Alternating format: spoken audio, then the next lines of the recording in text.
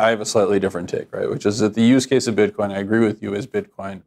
It happened to arrive at a time period in which criminal enterprises in Russia and China needed mechanisms for getting money abroad very easily. So I'm very skeptical of that dynamic, but I agree with you that there are absolutely use cases in the form of it is used for money laundering, for example. And that's certainly not the only thing that it's used for, but it's a primary use.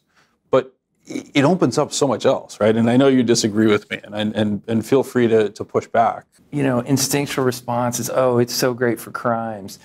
And hey, maybe years ago it was pretty anonymous and it was okay for crimes, but its features, prominent features, every 10 minutes, a ledger of every trade that's ever happened is published with a permanent paper trail of every step in that 10-minute process. That's a really bad feature for committing crimes. All of your transactions are there. And it's very well known that the Silk Road guy used Bitcoin, right?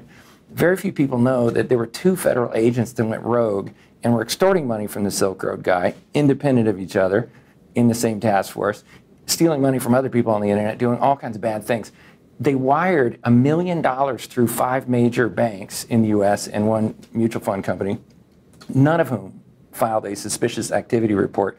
When you have a federal worker paying his mortgage off in one pay check, writing $30,000 checks to cash, that's suspicious, right? And it was 2 peer-to-peer companies, Venmo and Bitstamp, that reported both of these people to the authorities. And I'm actually on the board of Bitstamp, and they were telling me this. There's a federal agent laundering money on their site. And I'm like, you guys have watched way too many Tom Cruise movies. There's no chance that's actually happening.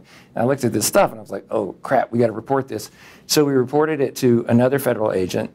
That guy resigned that day, and we're like, oh, no, that's a problem. So both of those people were rogue. And the deal is, when the prosecutor, Katie Hunt, dropped the whole list of all their crimes from the blockchain on their desk, they had to sign guilty pleas. Like there's no way to even remotely even go to trial because you have a list of all the crimes. So I think law enforcement already knows that Bitcoin's terrible for crimes.